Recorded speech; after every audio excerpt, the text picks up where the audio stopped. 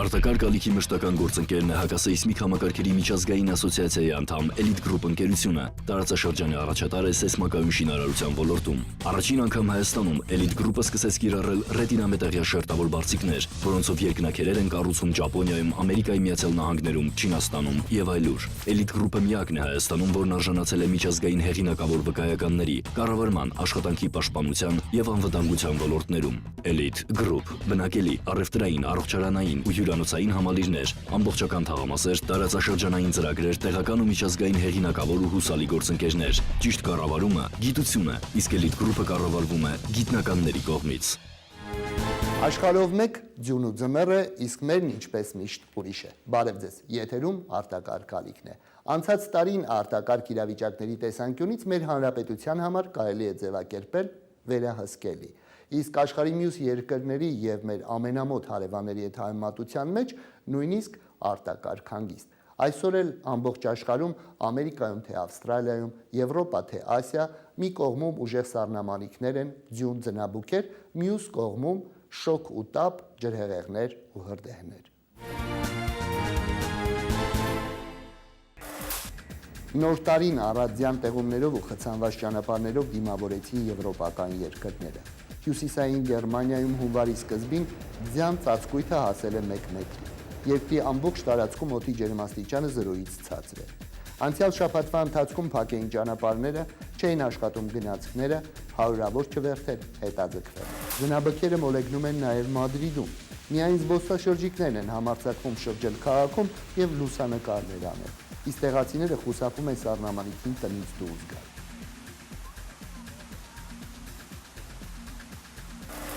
Հունվարի սկզբին առածյան հետևանքով կաթվածահար էր եղել նաև Ֆրանսիայի հարավը։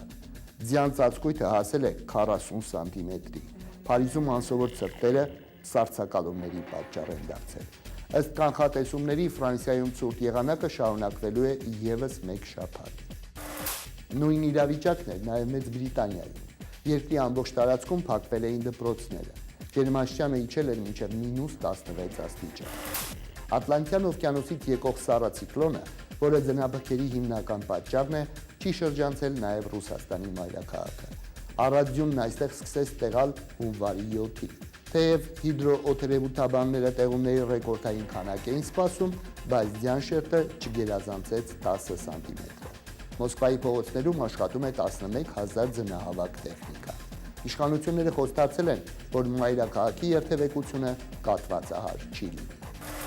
Կարիբյան ծովում գտնվող Հայիթի կղզում գրանցվեց վերջին 200 տարիների տարածքի ամենաուժեղ երկրաշարժը, որի ուժգնությունն էպիկենտրոնում կազմեց 9-ից 10 բալ։ Կան ավերածություններ, զոհեր ու վիրավորներ։ Փլատակներում են հայտնվել հազարավոր մարդիկ։ Ըստ կանխատեսումների զոհերի թիվը կարող է անցնել 100,000-ը։ Տվյալների համաձայն ստորգետնյա ցնցումների էպիկենտրոնը գտնվել է Հայիթիի մայրաքաղաքից 22 կիլոմետր արևմուտք։ Հիմնական ցնցմանը հաջորդել են 5.9 եւ 5.5 մագնիտուդ ուժգնությամբ ևս 2 ցնցում։ Դրանց հետևանքով անջատվել է հեռախոսակապը եւ էլեկտրամատակարարումը։ Ավերվել են բազմաթիվ շենքեր ու շինություններ։ Մայրաքաղաքում փլվել է նախագահական պալատը, քանդվել են հիվանդանոցներ։ Աղետի գոտում փրկարարների կարիք է զգացվում, չի բավարարում նաև խմելու ջուրը։ Այս աղքատ ու քաղաքականապես անկայուն երկրում շինարարական նորմեր ու կանոններ գործնականում չկան։ Շենքերի 60%-ը անորակ է կառուցված եւ ավտանգ չէ նույնիսկ սովորական իրավիճակում։ Հայիթիի կառավարությունը դիմել է միջազգային հանրությանը աջակցության խնդրանքով։ Տասնյակ երկրներ ու միջազգային կազմակերպություններ արդեն փրկարարական ուժեր, բուժանձնակազմ ու դեղամիջոցներ են ուղարկում աղետի գոտի։ Մարդասիրական այս համընդհանուր դրսևորումին անմասն չէ նաև Հայաստանը։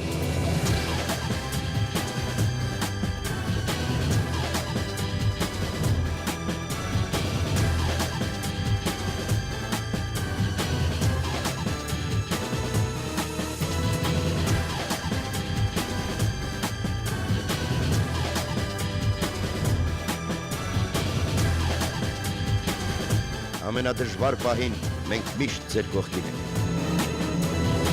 Հայաստանի փրկարար ծառայություն։ Անցած տարի ամանորից առաջ Պերմում տեղի ունեցած հրդեհը իր ողբերգական հետևանքներով ասես ահազանգ հանդիսացավ աշխարհի բոլոր երկրների համար եւ բոլորը սկսեցին իրեն շուրջը նայել։ Հայաստանը նույնպես։ Արտակարգ իրավիճակների նախարար Մհեր Շահգերդյանը դիմեց Հանրապետության վարչապետին տարաբնույթ օբյեկտներում հետազոտություն ստուգումներ անցկացնելու թույլտվություն ստանալու համար։ Եվ Հայաստանի փրկարար ծառայության հրդեհային պետական տեսչության աշխատակիցները հանրապետության բոլոր մարզերում իրականացրեցին ստուգումներ, հետազոտություններ։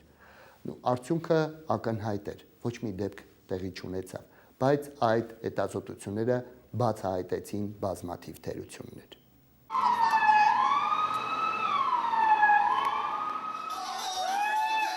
Մեր այցելության պահին այս երիտասարդները նշում էին հին նոր տարին։ Նրանք չգիտեին, որ իրենց ընտրած ժամանցի վայրում չկա հակահրդեհային անվտանգության համակարգ։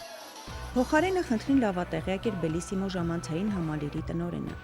Դեկտեմբերի վերջին նրանց արդեն այցելել էին պետական հրդեհային տեսչության աշխատակիցները։ Հայտնաբերել էին, որ այստեղ չկան կրակմարիչներ, չկա հակահրդեհային անվտանգության համակարգ։ Դռները դեպի ներս են բացվում։ Օրեր անց, երբ ամանորյա տոնակատարությունները ավարտվում էին, մենք փորձեցինք տեղեկանալ, թե հրդեհային տեսուչների այցից հետո այստեղ ինչ փոփոխություններ կան։ Պարզվեց, որ թեև տոնական օրերին տնօրինությունը չի հասցրել մասշտաբային փոփոխություններ կատարել, բայց որոշ թերություններ վերացրել է։ Սա էլ է թերություն եղել, ժամանակին վերականգնել եք, դուրը հակառակ էր բացվում։ Բացի գլխավոր մուտքից, ունենք նաև ետնամասային ելքը, որտեղից որ Աստված միարացե յուրաքանչյուր արտակարգ վիճակին կարող են դուրս գալ։ Թե անձնակազմը, թե միջոցառման մասնակիցները։ Խնդրեմ, ստեղի դուրը թերություն ունի, քանի որ այս պայդրությամբ այս դուրը պետք է դուրս բացվի։ Այս թերություններ բնականաբար մեր պայմանավորված ժամկետների մենք վերականգնենք, որտեղ ստեղ դուք ինքներդ եք տեսնում ինչ աշխատանք է պետք կատարել, այս ամբողջը պետք է քանդվի, որպեսզի ձևափոխվի, էլի։ Սպասասրահում էլ պետք է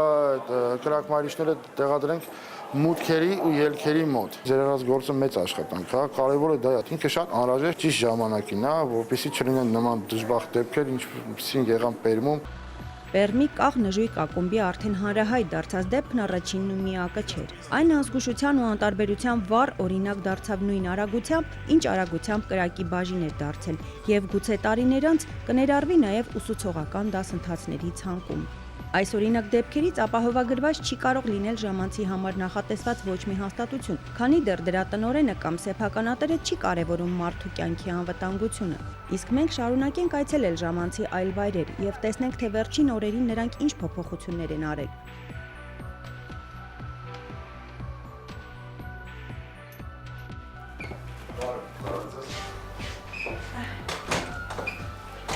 Ձեռք ենք բերել կրակմարիչներ, ուղղակի եթե հնարավոր է դուք օգնեք մեզ ասել։ Հա, սրանք պետք է կախվեն պատերին, աչքի ընկնող տեղերում լինի, որտեղ ուզում եք կախեք, մենակ աչքի ընկնող տեղերում, որ մարդիկ տեսնեն Երևան կրակմարիչները։ Այնտեղ պետք է դուք ունենայիք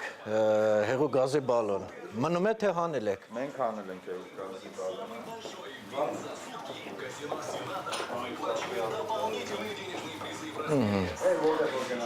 Իսկ հրդեհ ահազանգող ինքնաշխատ համակարգ պետք է մոնտաժեք։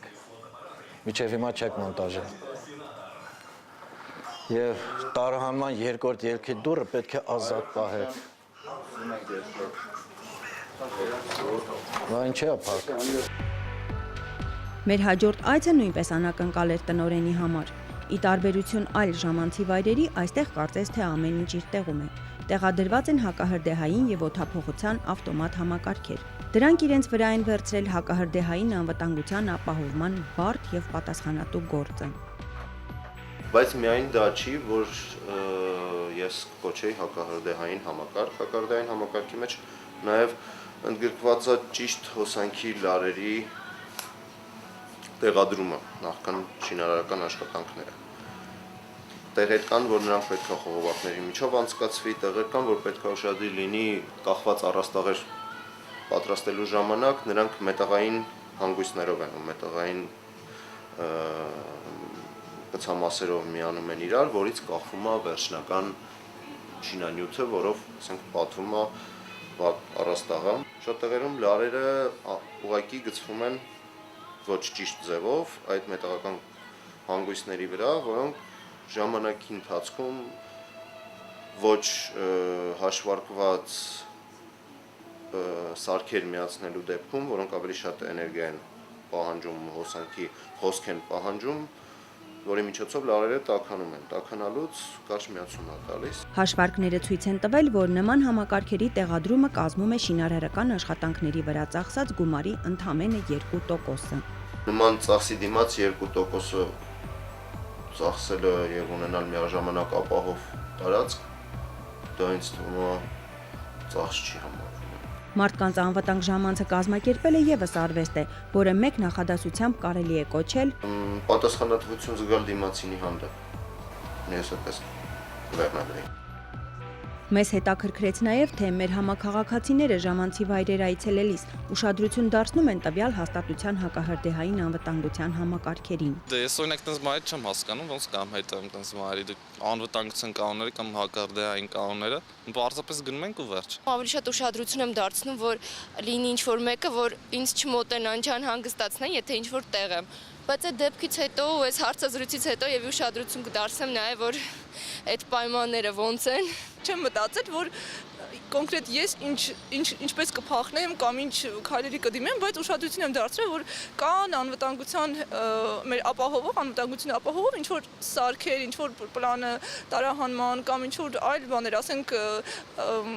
երբ որ հրդեհ լինի, ասենք այդ ագնի տուշիցիդները, չէ, կան դրած, ասենք դրանք ուշադրություն դարձրել եմ ու ոնց որ նկատել եմ, որ հա, այստեղ կա, ուրեմն դա լավ է։ Մեր պարտավորությունն ավելի զգուշ լինել ու պահանջել երևի այդ ամեն ինչը, որ մեր իրավունքները պաշտպանվի։ Բոլորս գիտենք, որ պետք է հանգիստ, հերթով դուրս գալ,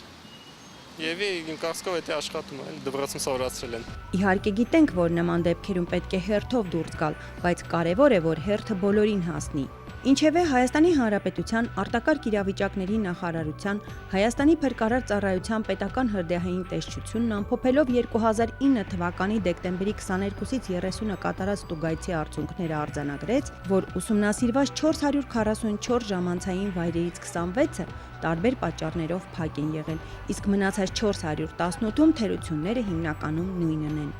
Ամենամասսայական, այսպես ասած, խախտումները, որ բնորոշ էին համարյա բոլոր օբյեկտներին, դրանք կապված են էլեկտրականության անսարքությունների հետ,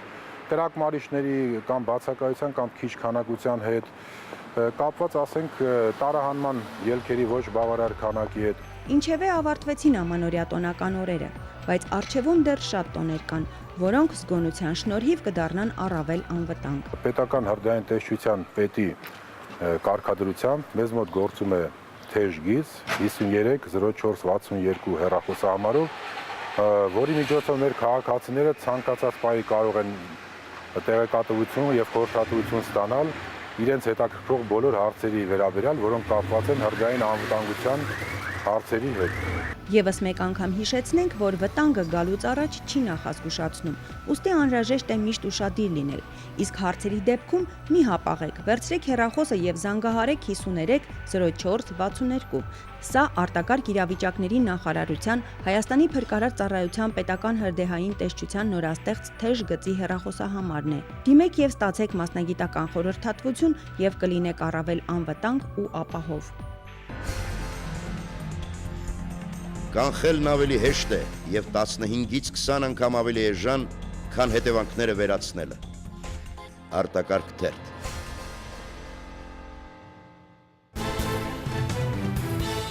Ամեն տարի Մոսկվայի կառավարությունը դատի է տալիս հիդրոմետ ծառայությանը սպասված ձյունն ու փոթորիկը չկանխատեսելու եւ Մոսկվայի իշխանություններին անհարմար դրության մեջ դնելու համար, չնայած որ հսկայական ներդրումներ են կատարվում այդ ծառայությունում։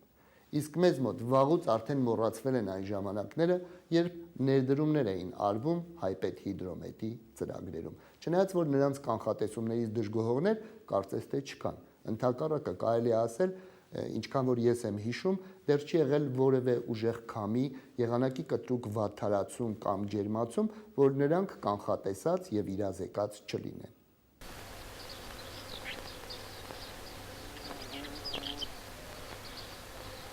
Ես ինչի անում։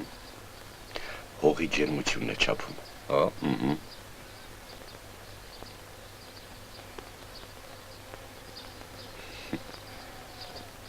Հարմար միջոց է։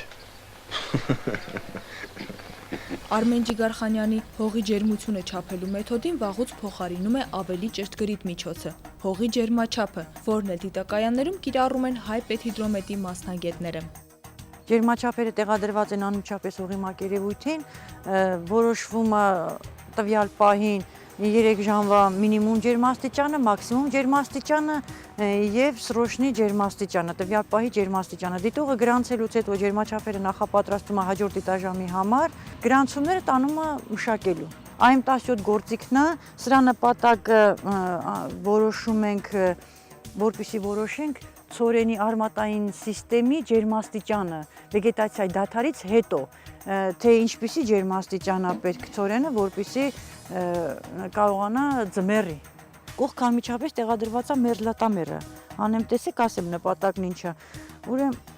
սառացության եւ հալածության վերաբերյալ դիտարկումներ կատարվում։ Դիտողը առավոտ գալիս է, ագրո դիտողի աշխատանքն է, ստուգում է թե քանի սանտիմետր է հողը սառել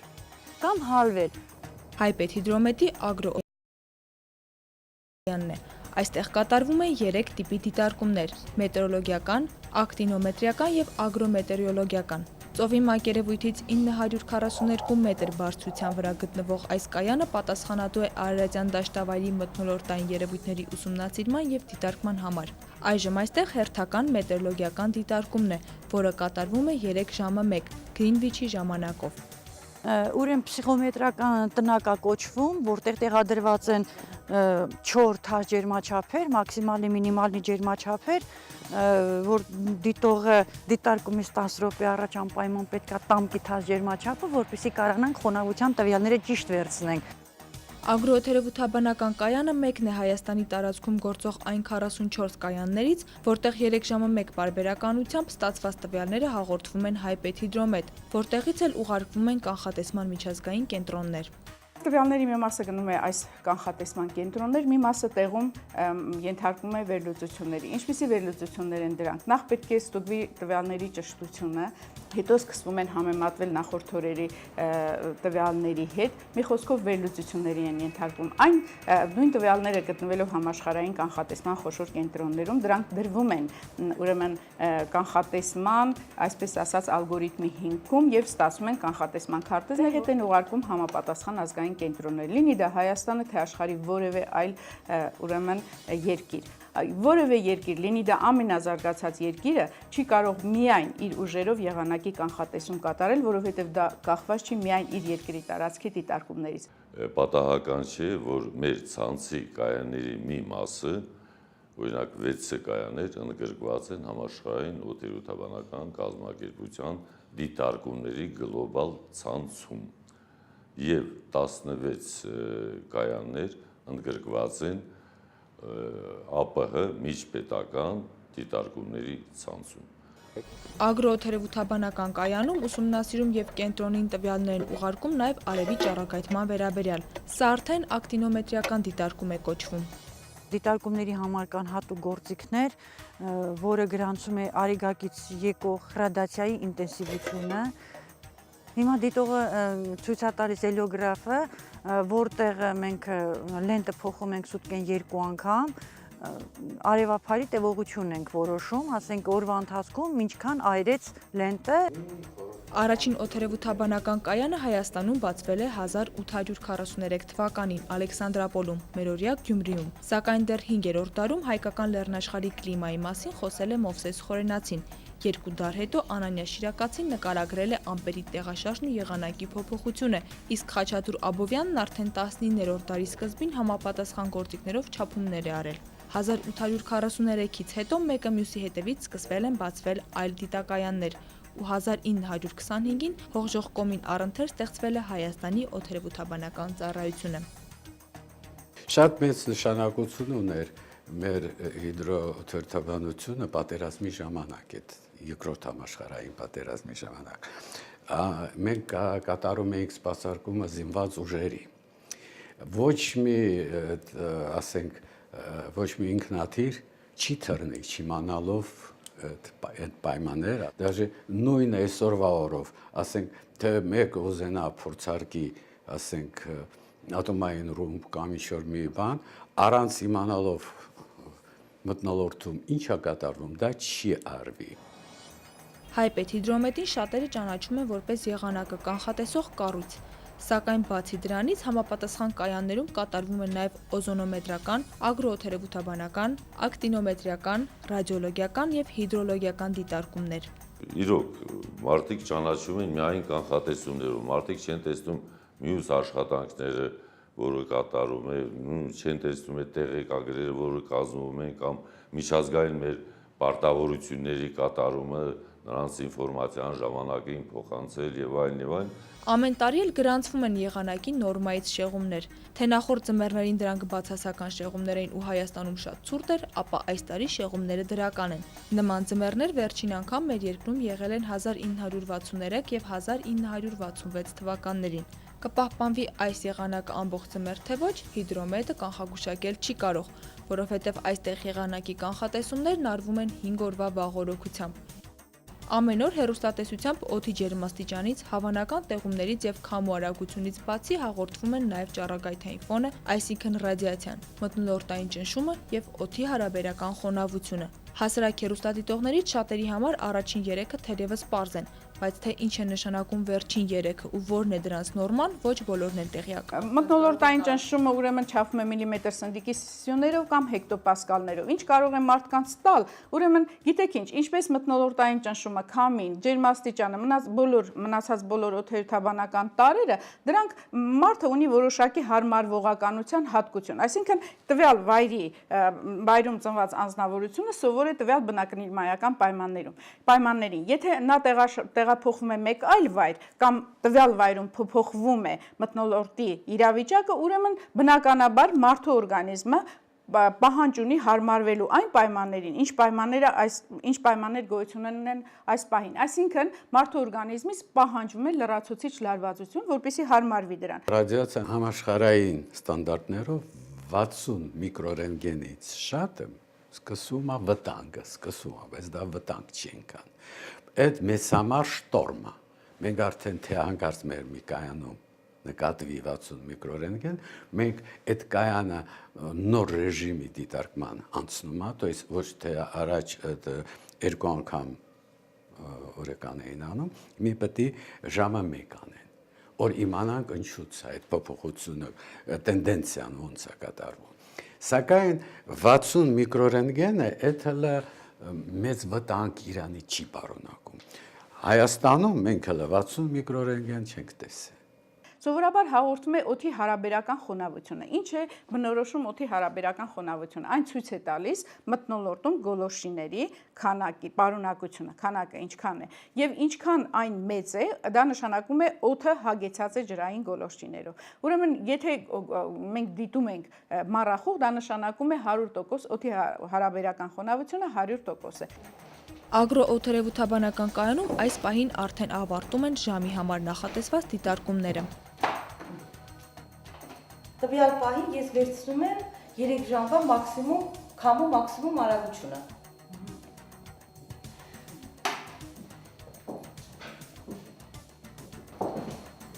Հիմա չափում ենք մթնոլորտային ճնշումը։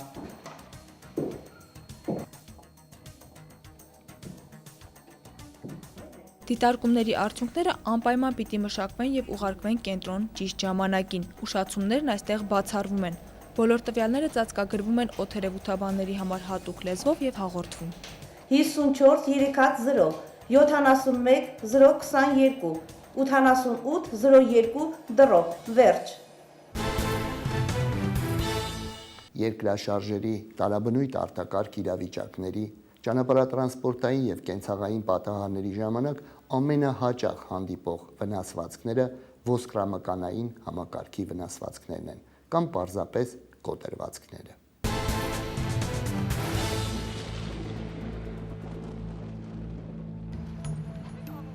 Հազարավոր մարդիկ իրենց ամենօրյա գործունեության ընթացքում վնասում են մկանները, հոդերը, ոսկրերը։ Այս վնասվածքները հիմնականում անփութության եւ անզգույշ շարժումների հետևանք են։ Ժամանակին ճիշտ օգնություն չցուցաբերելու դեպքում ոսկրամկանային վնասվածքները կարող են լուրջ հետևանքներ ունենալ եւ նույնիսկ հաշմանդամության պատճառ դառնալ։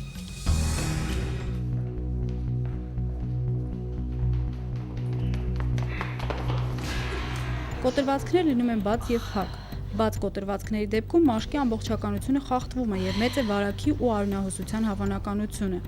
Բոլոր ոսկրամկանային վնասվածքների ժամանակ տուժածը գանգատվում է ցավից, որն ուժեղանում է վնասված հատվածը շարժելիս։ Տուժածը կարող է ասել ձեզ, որ ընդհանրապես չի կարող շարժել վերջույթը։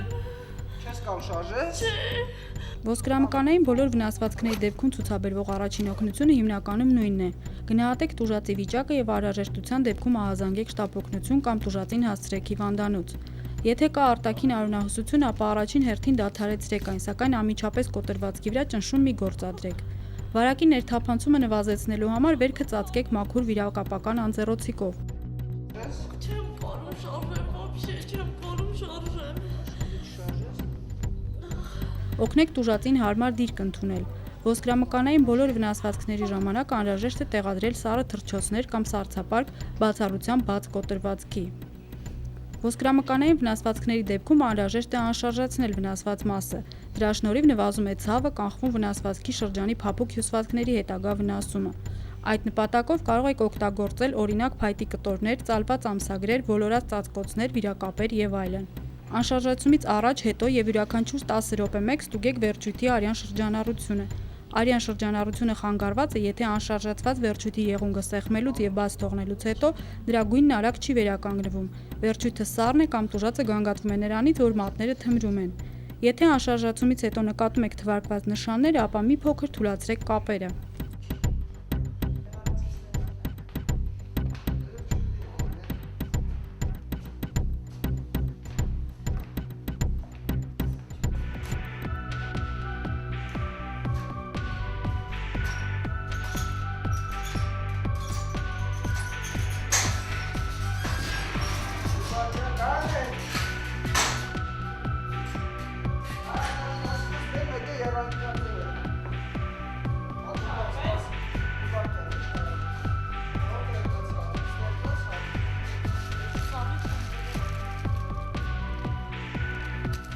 Դուք կարող եք անշարժացնել վնասված վերջույթն առողջի օգնությամբ։ Հնարավորության դեպքում ծածկոց կամ որևէ այլ փափուկ ներդիր տեղադրեք տուժածի ոտքերի արանքում ոսկրերի տեղաշարժից խուսափելու համար։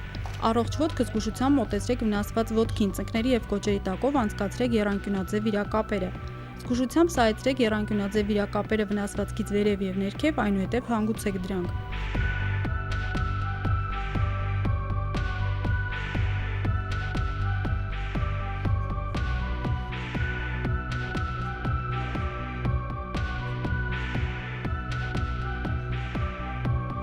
Կոտրվածքների դեպքում անհրաժեշտ է տեղադրել փափուկ պեկկակալներ, օրինակ ծալած ծածկոց եւ ամրացնել դրանք եռանկյունաձև վիրակապերի օգնությամբ։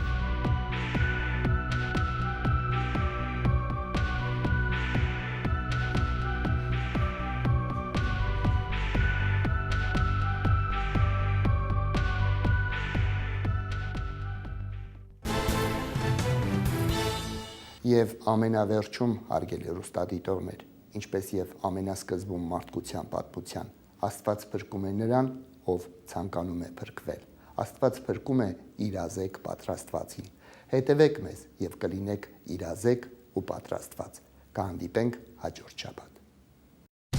Արտակարգ ալիքի մշտական գործընկերն է հակասեյսմիկ համակարգերի միջազգային ասոցիացիայի անդամ Elite Group ընկերությունը, տարածաշրջանի առաջատար է սեյսմակայուն շինարարության ոլորտում։ Առաջին անգամ Հայաստանում Elite Group-ը սկսեց կիրառել ռետինամետաղյա շերտավոր բարձիկներ, որոնցով երկնաքերեր են կառուցում Ճապոնիայում, Ամերիկայի Միացյալ Նահանգներում, Չինաստանում եւ այլուր։ Elite Group-ը միակն է Հայաստանում, որն արժանացել է միջազգային հեղինակավոր վկայականների, կառավարման, աշխատանքի պաշտպանության եւ անվտանգության ոլորտներում։ Elite Group բնակելի, առևտրային, առողջարանային ու հյուրանոցային համալիրներ, ամբողջական թաղամասեր, տարածաշրջանային ծրագրեր, տեղական ու միջազգային հեղինակավոր ու հուսալի գործընկերներ։ Ճիշտ կառավարումը գիտություն է, իսկ Elite Group-ը կառավարվում է գիտնականների կողմից։